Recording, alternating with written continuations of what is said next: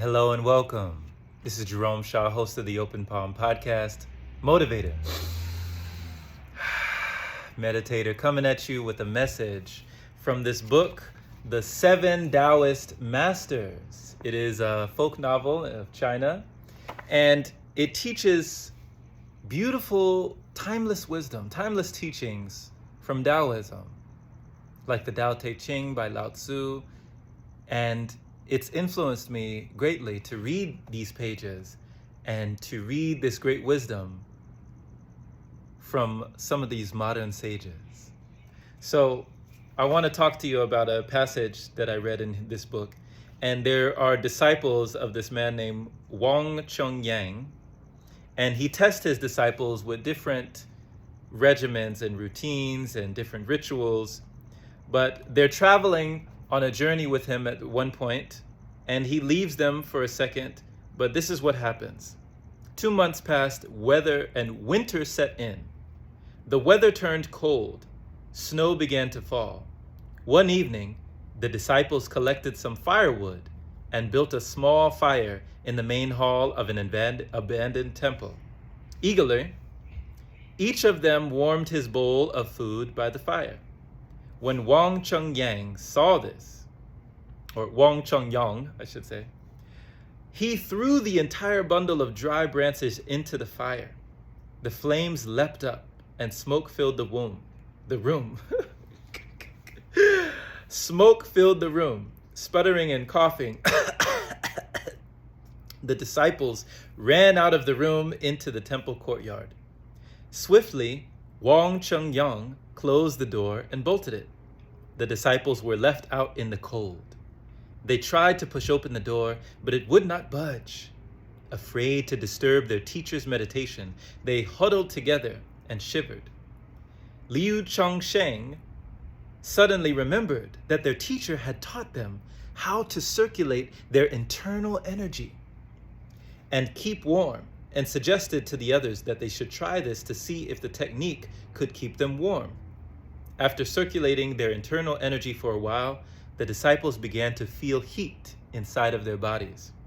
They sat in the temple courtyard until dawn. When the sun rose, Wang Chongyang opened the door of the temple. The students filed into the main hall, and Wang Chongyang said sternly, "You cannot stand the heat and smoke, and you are afraid of the cold? You want to keep warm the easy way by heating your food and sitting near a fire, not knowing that the true fire is within yourself. You are lazy and soft and undisciplined. If you cannot bear hardship, if you are unwilling to practice what I taught you, then how can you expect to attain the Tao?" So I love this passage because, Wang Chongyang is saying, you want to keep warm the easy way, right? Building a fire and keeping warm like modern cavemen. Heating your food, sitting near the fire, not knowing, not realizing, not understanding that the true fire, the living flame, to be self-sustained, is within yourself.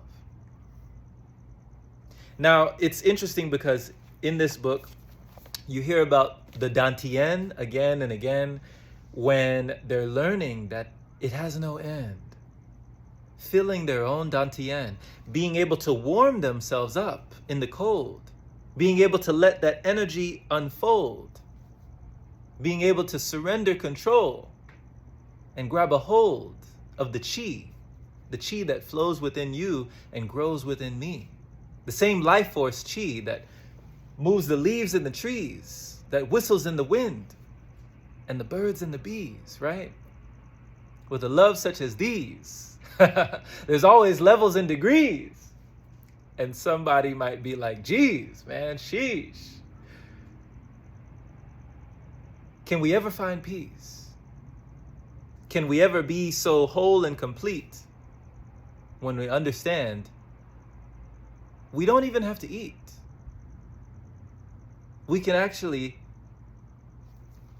feel a feeling so real, a feeling that we can also seal, that can congeal within. But the more light you build within you, it happens as long as you continue to gain that mastery, to gain proficiency. There's no limit to your capacity. So there's no limit to your sagacity, to your inner knowing. To keep that fire going, it allows you to be glowing. So I remember stories in this book where certain Taoist masters would cultivate that energy in the Dantian again and again. And they would build that inner fire, that inner flame, to be self-sustained to a point where they could even heat up pots of tea, right? They could heat up a tea kettle just by letting it nestle right next to their vessel, and they could warm it up as if it was on the stove. Because isn't this the real treasure trove? If you cultivate your garden like your very own grove, right? This is the treasure trove, the heated oven, the stove, that we can allow the energy to build. And it just takes a little discipline and will. But the willpower is available every hour. So just like food, we can start to devour, place it back down again within the lower Dantian. So he was telling his disciples, how can you cultivate the Tao, when you don't recognize your inner power now? Realize that you already have within you all the light and all the food and all the heat that you need. Continue to proceed to build your chi, and you'll realize, without shackles, you have always been free. So much love, my friend. May the force be with you. Keep building that energy and allow it to shift you.